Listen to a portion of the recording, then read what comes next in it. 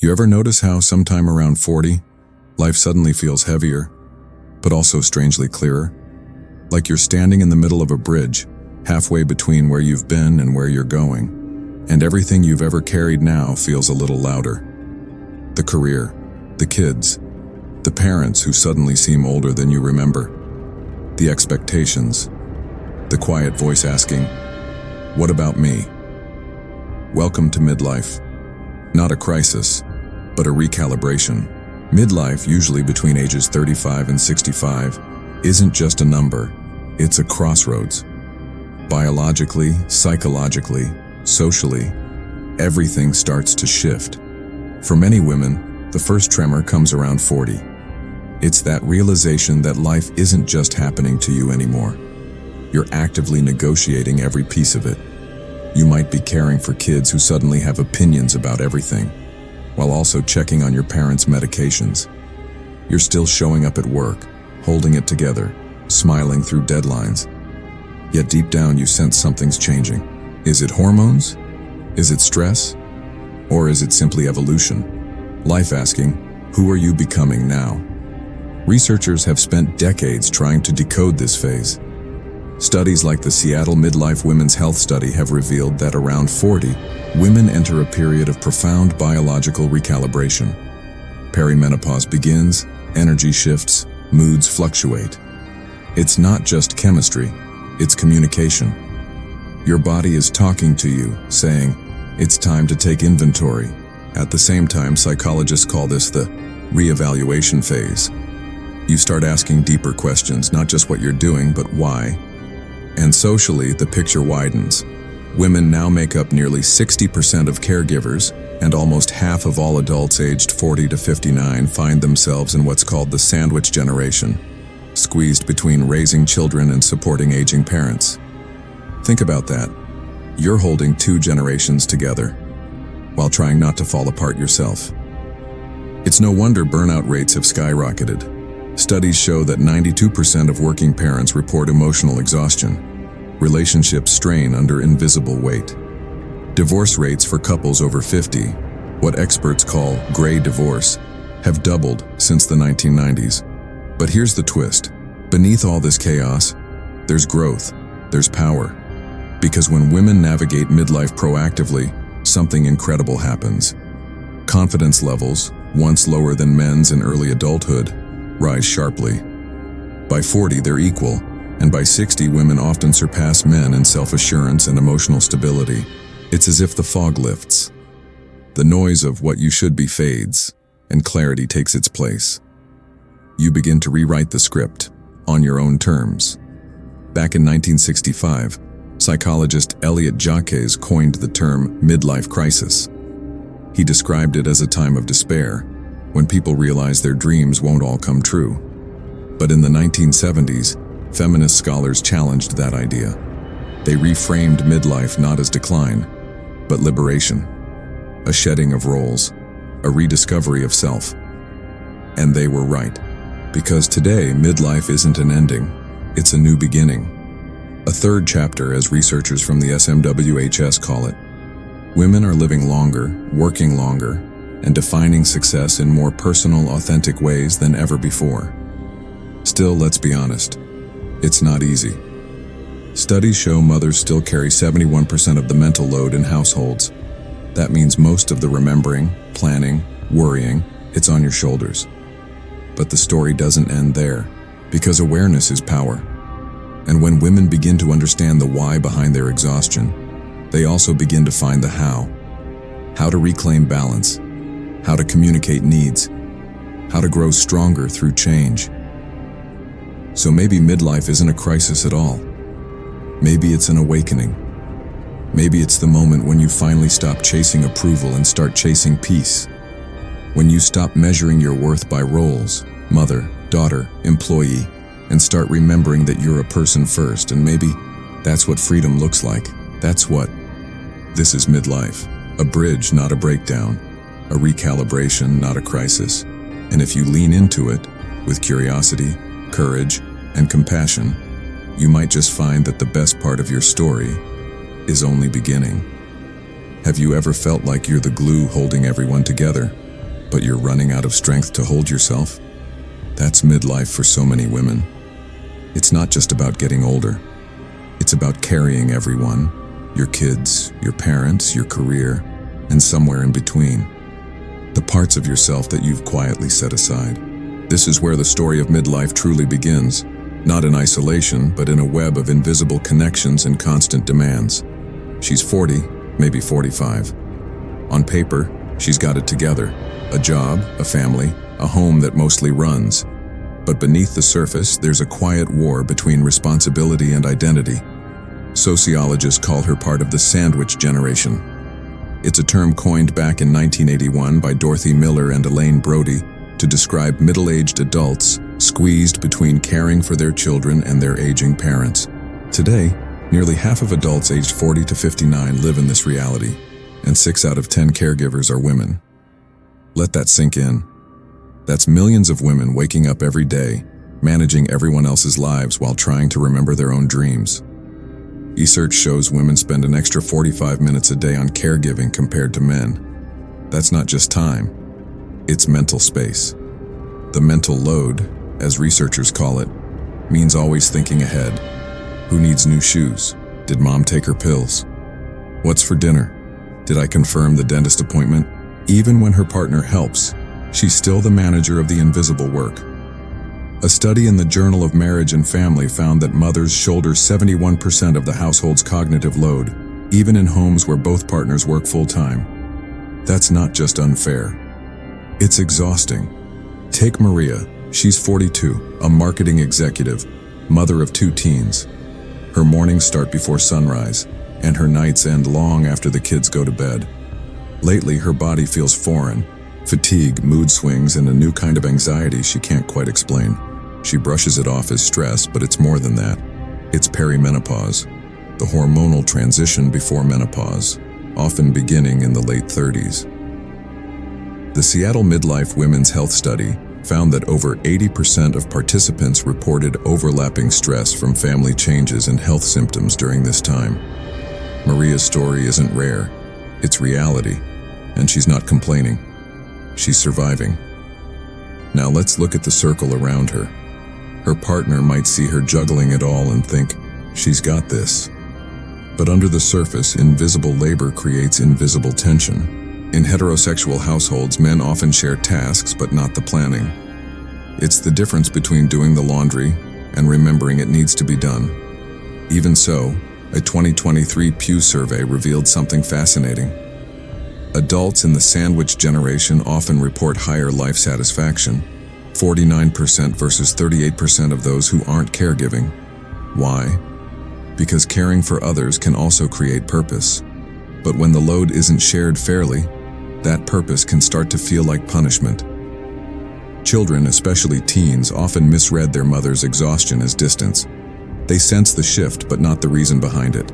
Fewer shared meals, shorter conversations, and while they might help out more, cooking dinner, doing chores, emotionally, they feel that mom is somewhere else. It's not neglect, it's depletion.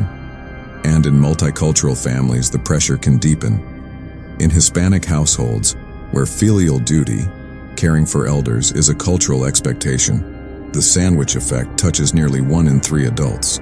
One man, Luis, shared how his wife's anxiety during perimenopause made every disagreement feel magnified. But with counseling, they learned to share responsibilities, not just chores, but emotions. And that small shift rebuilt their connection. Beyond her immediate circle, the network expands.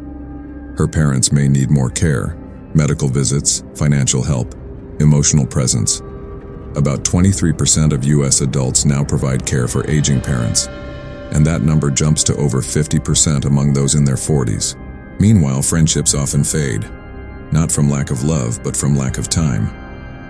The brunch dates turn into text check-ins.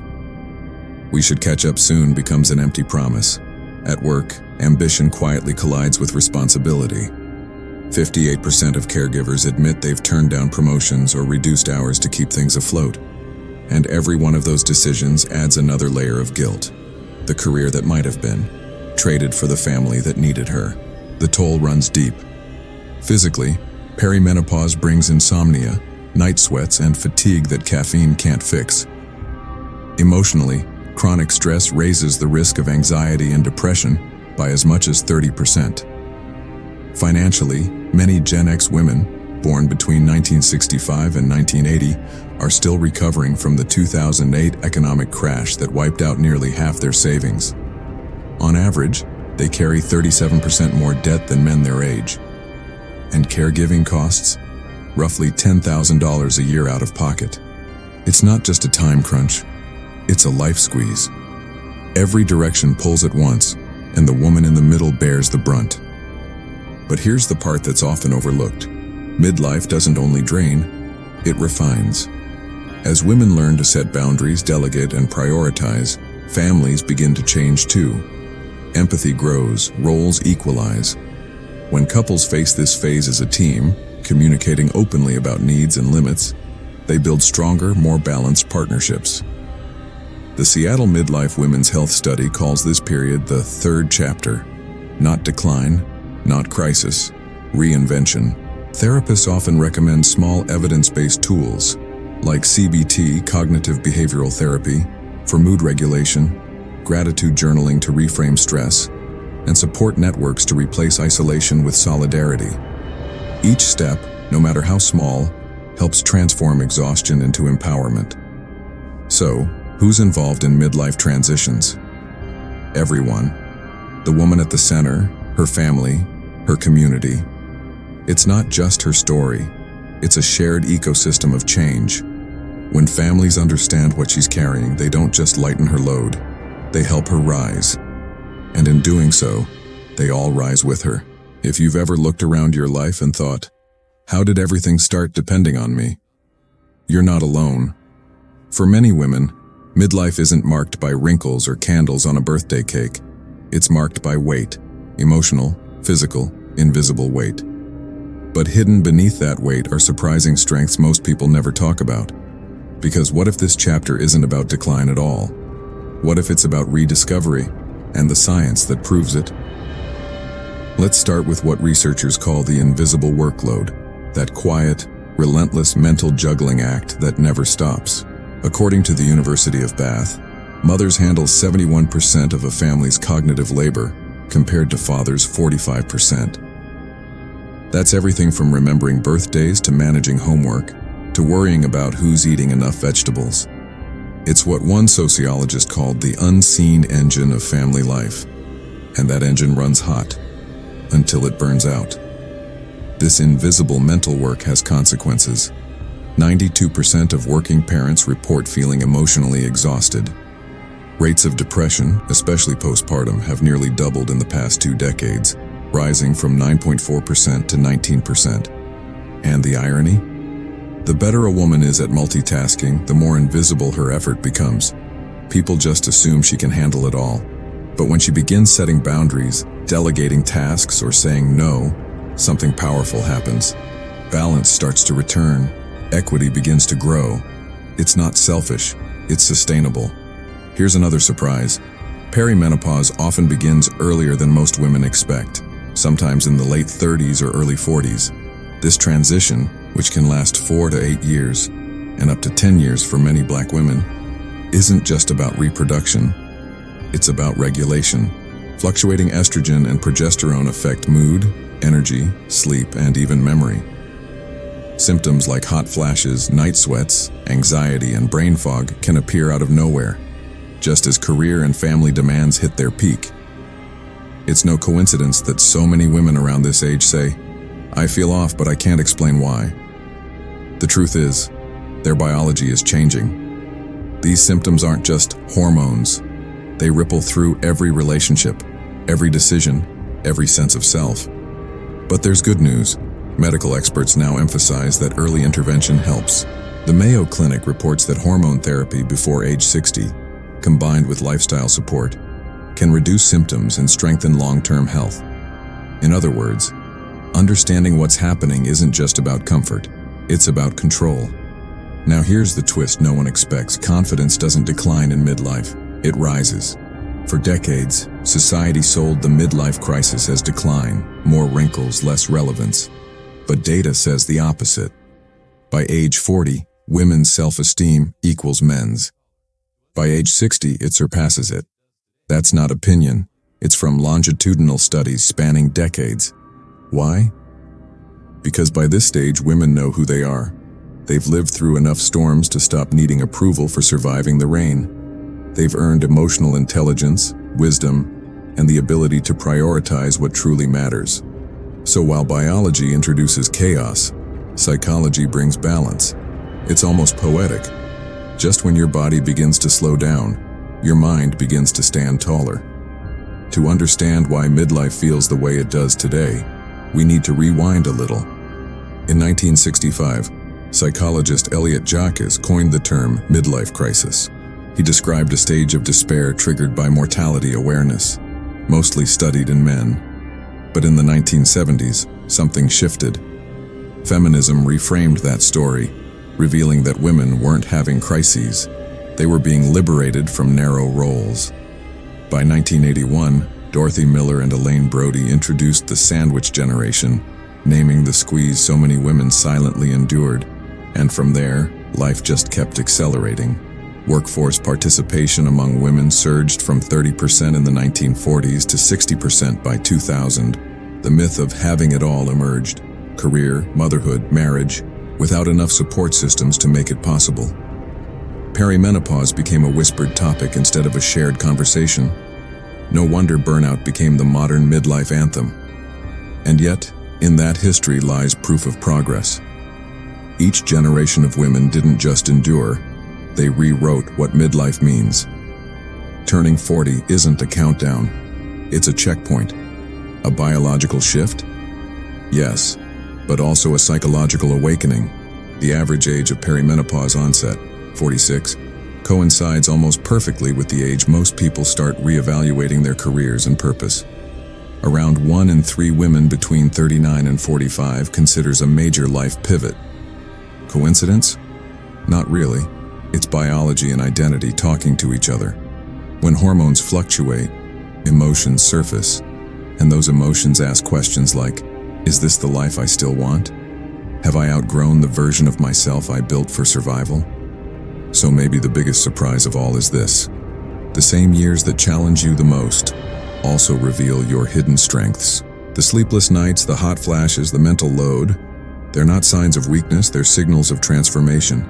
Because when the noise fades and the roles fall away, what's left is something stronger, steadier, and more authentic than ever before.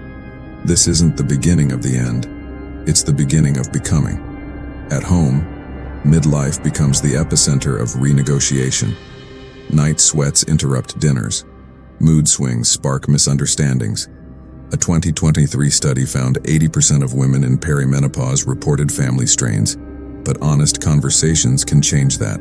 When families talk openly, invisible labor becomes visible and shared. At work, fatigue and focus shifts aren't laziness, they're biology. 35% of women now prioritize wellness over career climbs, pushing companies toward better policies. McKinsey's latest report shows midlife women lead wellness culture at work, quietly redefining productivity. Social circles evolve too. Surface friendships fade. Authentic ones deepen. 64% of women say podcasts fuel resilience, like Women Mastering Midlife and Dating While Gray. Gray divorces have doubled since the 90s. Women initiate nearly 70%, not out of failure but freedom.